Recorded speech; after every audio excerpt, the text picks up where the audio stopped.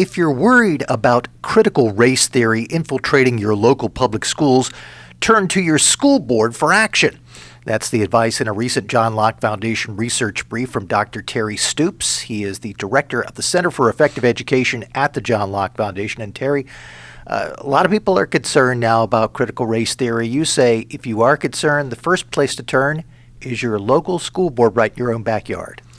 That's right. There's a perception that matters with curriculum and instruction and academic standards can only be dealt with on the state level, and that the State Board of Education and the Department of Public Instruction mandates what local school districts can do. And while standards do set an outline for what needs to be taught in the classroom, so many of those decisions are local decisions, and so many of them can be addressed by a school board that is paying attention to what teachers are doing in the classroom, paying attention to what school administrators are telling teachers to do in the classroom, as well as some of the personnel decisions and the choice in curriculum materials that are going to be used. Your research brief mentions a couple of different ways in which school boards can play a role. One is, as you've alluded to, taking a close look at what teachers are actually doing and whether they are violating a code of ethics for North Carolina educators. Tell us about that. Yes, North Carolina for many years has had a code of ethics for educators saying that teachers are not to use their time in the classroom to proselytize or try to indoctrinate children, to not try to impose their views on children, and instead try to make sure that they're critical thinkers by getting all sides of the story. And so one of the duties of a school board is to set personnel standards for teachers. And in those standards, I think that there's an expectation that the code of ethics that requires teachers to be fair and impartial in the classroom be reinforced by the school board.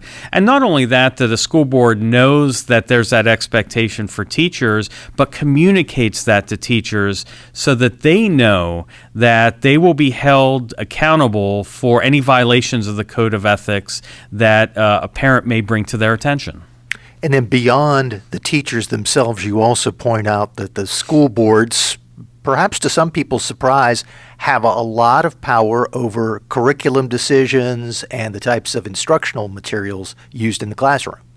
Yeah, and this really goes to how North Carolina has designed its curriculum and instruction, because we have academic standards that are passed by the State Board of Education. In fact, recently we have had a debate about the social studies standards, and so there's the perception that these standards contain every little single thing that is going to be taught in the classroom, when the reality is that this provides just a general outline and that teachers are given an incredible amount of autonomy with regard to what they can do in the classroom.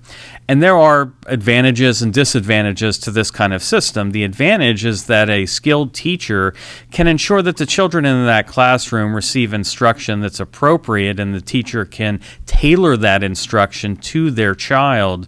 But of course, the disadvantage is that that gives a teacher that may have some nefarious ideas about what their role is as a teacher to provide an opening for them to be able to use the time to indoctrinate students or to advance their political viewpoints in hopes that the children will adopt it. So that is the system that we have right now, and that kind of autonomy given to local school districts, given to school administrators and curriculum leaders, is something that I think school board members should take a lot of interest in. They should ask some tough questions about the curriculum that has been adopted by the school district and the curriculum materials being used in the classroom, because so often, rather than there being a set of materials that are being distributed to teachers go out on the internet and they find something that may look interesting.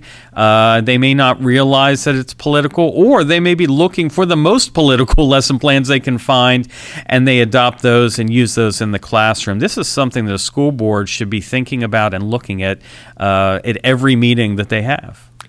If parents start going to the school boards and saying, you need to do something about this critical race theory in the schools, Some school board members might feel a little overwhelmed. You point in this research brief to an interesting provision in state law that allows school boards to create something that could help them with this process. Yeah, and this is basically a parental oversight committee. If materials are flagged by parents, if a parent finds that there's inappropriate content being taught to their children, this would be a committee created by the school board to review such matters. And so I think you would find a lot of support in the community for something like a review board. Now, they don't have the power to make any changes, but they do have the power to examine these types of concerns that parents may have, bring it to the attention of the school board for action. If parents are truly concerned about critical race theory, about indoctrination in the classroom, about a lack of transparency in curriculum materials, then they should be more than willing to serve on this committee or some type of committee that would advise the school board in matters related to something that they're very concerned about. If you'd like to learn more about this topic, you can go to the John Locke Foundation's website, johnlocke.org, and look for the research brief with this title, Worried About Critical Race Theory? Tell School Boards to Get to Work. Its author is Dr. Terry Stoops. He is director of the Center for Effective Education at the John Locke Foundation. Thanks so much, Terry. Thank you.